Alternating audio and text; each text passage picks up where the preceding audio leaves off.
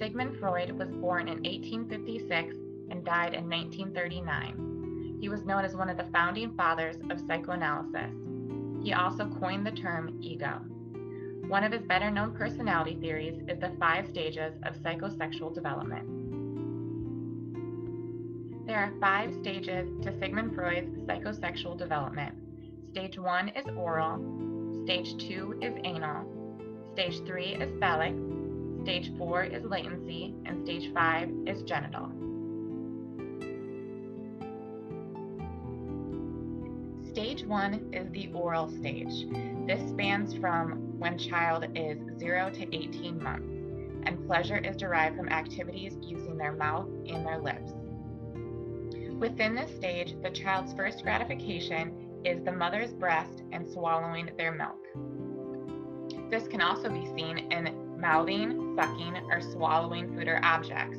It is also common for them to stick objects in their mouth. An example of this is thumb sucking. Further enjoyment for the child is sought out by oral exploration of their environment. Freud suggests that early oral gratifications could be precursors to later traits. Freud suggests that if a child is not given enough oral pleasure by sucking or mouthing, they may develop an oral fixation in the future. This means that the person could be stuck in the oral development stage.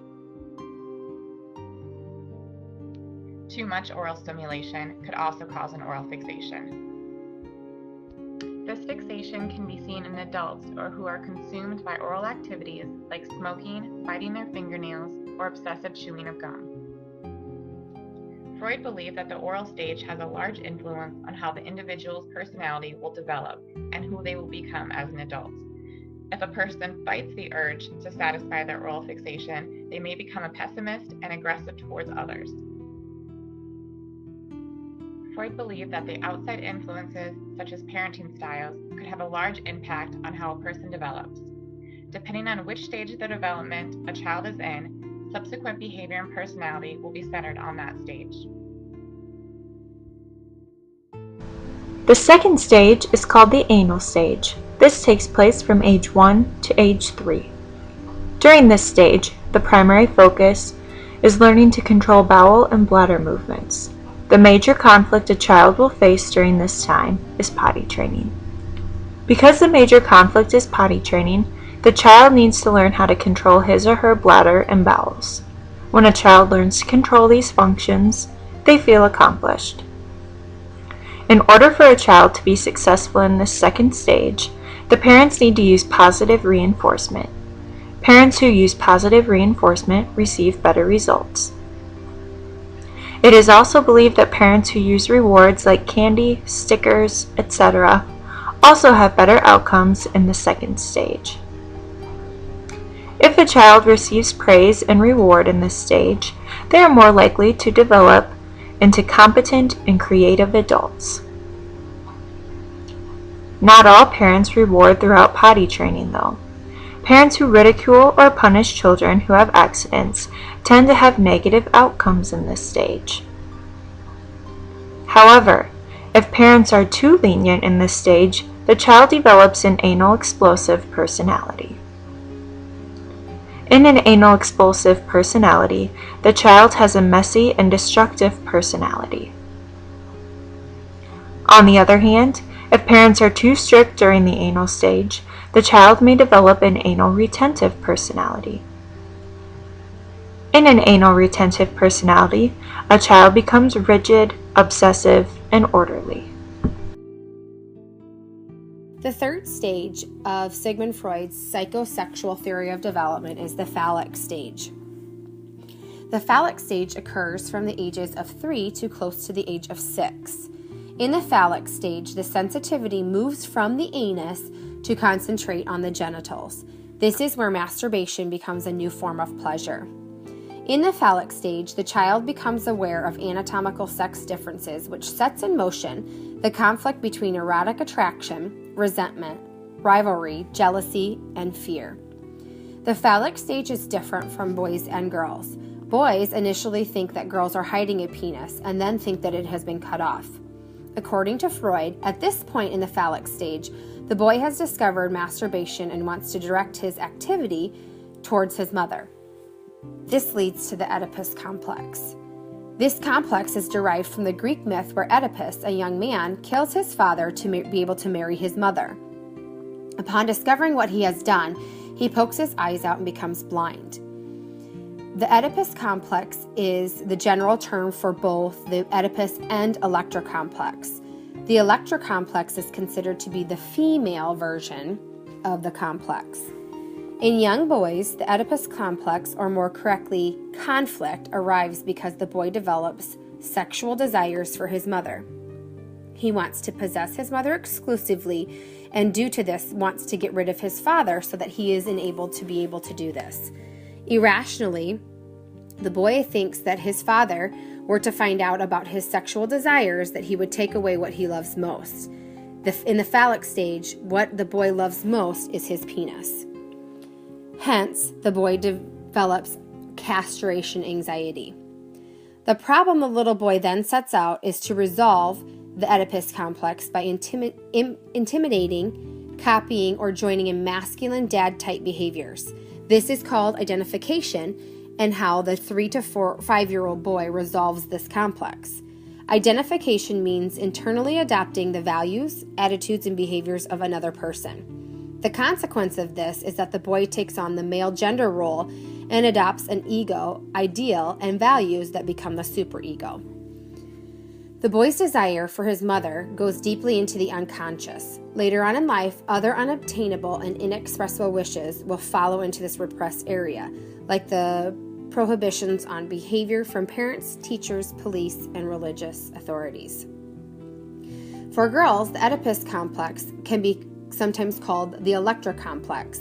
It is less than satisfactory. Briefly, the girl desires her father but realizes that she does not have a penis. This then leads to the development of penis envy and the wish to be a boy. For girls, the path is a lot less clear. Many girls stay in the Electra complex forever because nothing ends it for them, and they end up marrying a guy that's much like their father. So then, how does the Electra complex end for girls? This was one thing that Freud struggled to explain. His best explanation was that it was repressed, but not deeply into the unconscious, because the girls don't ever develop a strong superego.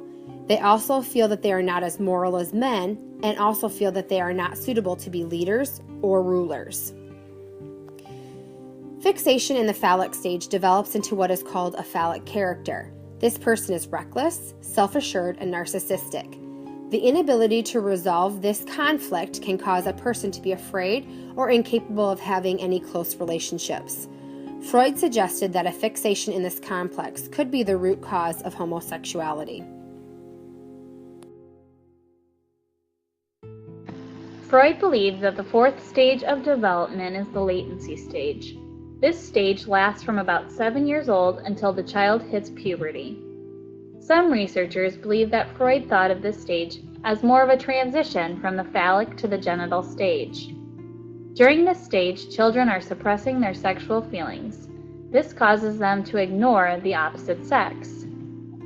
Most children and adolescents interact with others of the same sex. Although children like to interact with the same sex, this is not to be mistaken for homosexual relationships. This is an appropriate part of the latency development stage. Many children use this time where their sexual desires are repressed to focus on other areas such as athletics, academics, or interests and hobbies. The exploration of these areas other than sex are important to the human's development.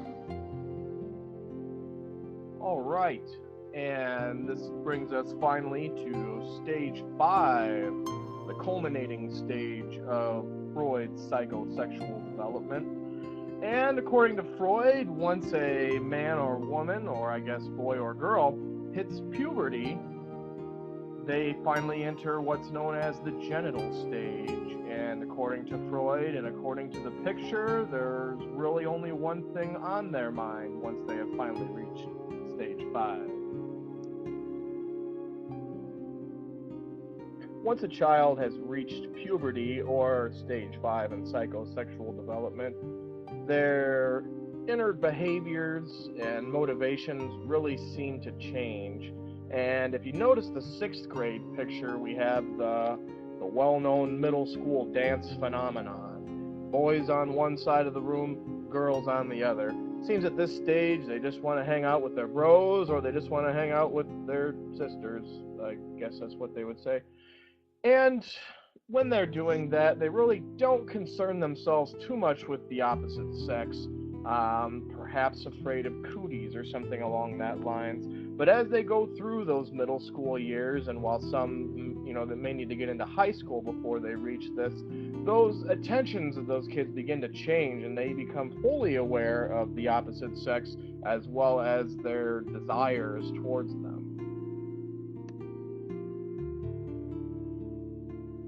In the genital stage, or stage 5 of psychosexual development, Freud would believe that a child who had reasonably or successfully completed each of the previous stages is now ready to enter this final stage in their life. And during this stage, certain sexual urges begin to become apparent or awaken, as I recall reading from a short excerpt somewhere about this.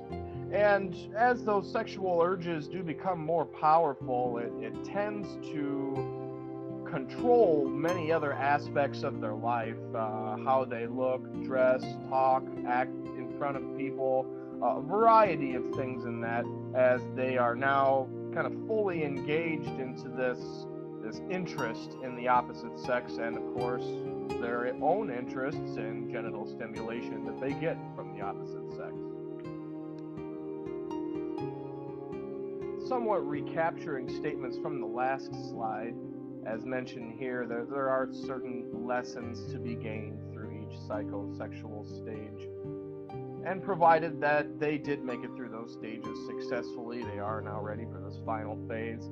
And a teacher would certainly notice, it seems, during this stage is when kids kind of lose that natural curiosity in the classroom and quickly become too cool for school.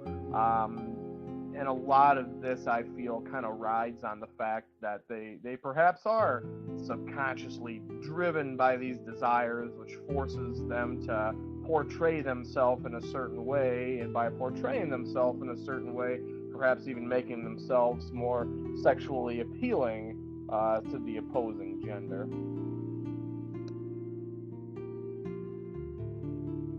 So many of Freud's psychosexual development levels seem to have almost a rigid age set that defines the boundaries of each stage. Stage 5, I would consider to be a little different.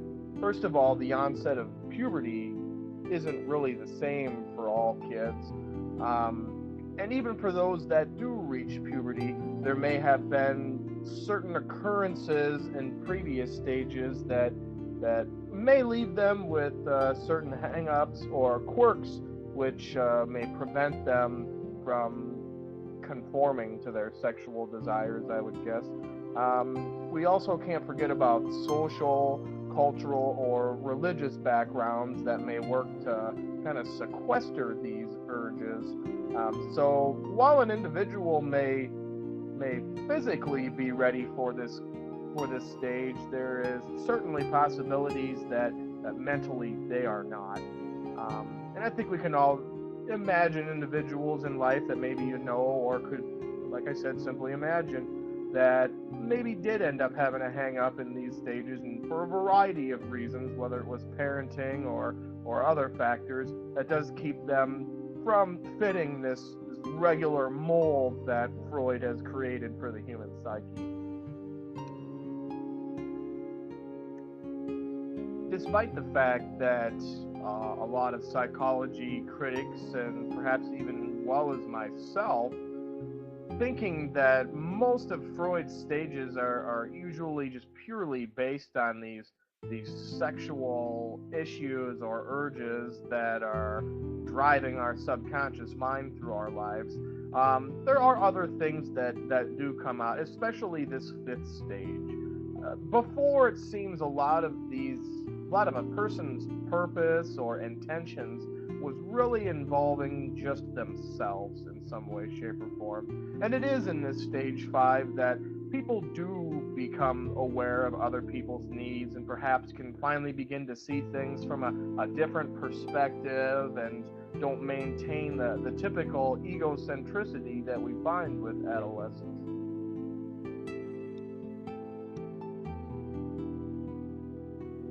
And so as we look to wrap up Freud's 5 psychosexual stages, I feel that he would say that if an individual has completed each of those stages successfully, and they've moved into the genital stage 5, and they've appropriately learned how to behave around their opposite gender friends, and have maybe even wound up with someone to call their own for good, that after all these things have been taken care of, a person should, in all terms, be normal, be well-balanced, caring, not living a life that they reflect on with a feeling of disparity, and really the good-hearted older folks that we see at the grocery store, at the bus stop, or just out and about that we just have to smile and say, wow, what a nice old couple.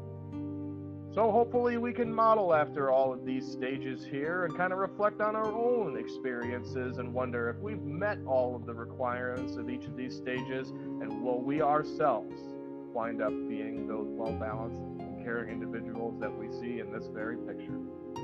Thank you.